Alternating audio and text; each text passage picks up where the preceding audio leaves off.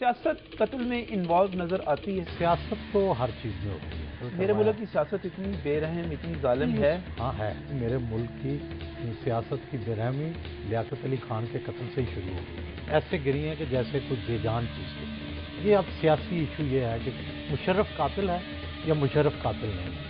پھر طالبان کا موقف آپ نے جو لیا ای میل پہلی دفعہ ایسا ہوا کہ طالبان کا باقاعدہ ایک موقف سامنے آیا. سٹی 42 کے پروگرام نیوز نائٹ میں اپنی کتاب قاتل کون کے حوالے سے گفتگو کرتے ہوئے سہیل وڑیچ کا کہنا تھا کہ بے نظیر بھٹو کی موت گولی کی بجائے لیور لگنے سے ہوئی. اس سلسلے میں اسکاٹ لینڈ یارڈ کی رپورٹ سائنسی تحقیق پر مبنی ہے. ایک سوال کے جواب میں سہیل وڑیچ کا کہنا تھا کہ مشرف دور میں بریگیڈیئر چیمہ کی پریس کانفرنس درست نہیں تھی کیونکہ اس وقت کوئی تحقیقاتی رپورٹ سامنے نہیں آئی تھی جس کی بنیاد پر پریس کانفرنس کی جاتی. سیکیورٹی کے حوالے سے ان کا کہنا تھا کہ بے نظیر کی جان کو خطرہ ہونے کے باوجود انہیں مناسب سیکیورٹی فراہم نہیں کی گئی. محترمہ بے نظیر بھٹو کی جو مرتبہ تھا اور جس لیول کے ان کی ذات کو خطرات تھے، صرف ایک قاتل نہیں تھا. میں یہ سمجھتا ہوں کہ یہ بہت بڑی سازش تھی. اس میں القاعدہ ملوث تھی، اس میں طالبان ملوث تھے، اس میں 3 جہادی گروپ ملوث تھے، اور پھر اس کے ساتھ ساتھ اسٹیبلشمنٹ تھی. امریکہ کی بے حسی تھی کہ جو وعدے کیے گئے تھے وہ پورے نہیں کیے گئے. پاکستانی اسٹیبلشمنٹ کے کچھ راگ عناصر جو تھے وہ بھی رابطے میں تھے.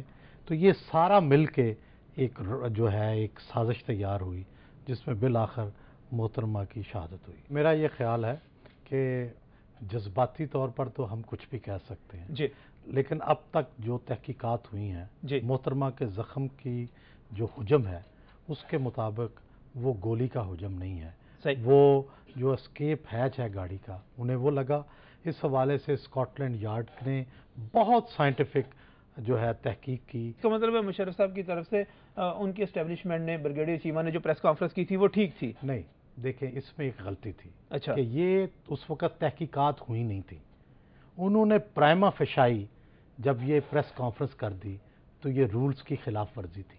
سہیل وڑیچ کا کہنا تھا کہ جب خود کش بمبار کا ڈی این اے ٹیسٹ کروایا گیا تو وہ وزیرستان کے لوگوں سے ملتا تھا، لیکن اہم بات یہ ہے کہ بیت اللہ محسود کے لوگ اس کو نہیں جانتے. اس کا مطلب ہے کہ وہ کسی نئے گروپ کا ممبر تھا. ان کا کہنا تھا کہ بے نظیر کے قتل کے پیچھے کون ہے اس کی تحقیق ہونی چاہیے. قتل کی تفتیش تو قاتل سے شروع ہوگی. اس کا ڈی این اے کروایا گیا ہے. صحیح. اس کے پاؤں ملے، میں نے تصویر دی ہے، اس کے بوٹ ملے، اس کے کپڑے ملے، وہ کہاں رہا سارا ٹریس کیا گیا.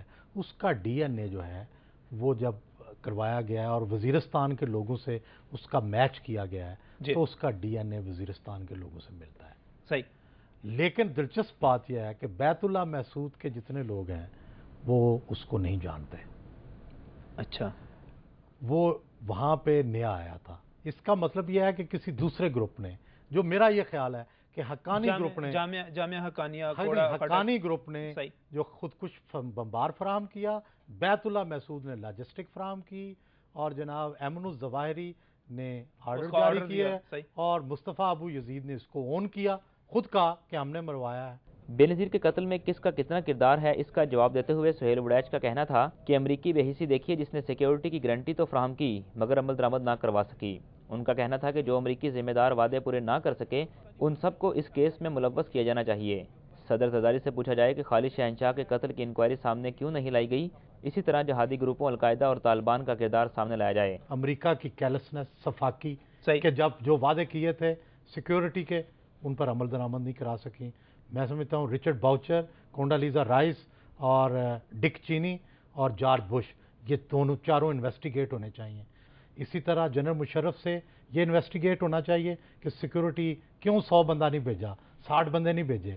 اسی طرح جو پارٹی کے لوگ ہیں زرداری صاحب سے یہ پوچھا جانا چاہیے کہ خالد شہنشاہ کے قتل کے حوالے سے انکوائری کیوں نہیں سامنے لائی جاتی.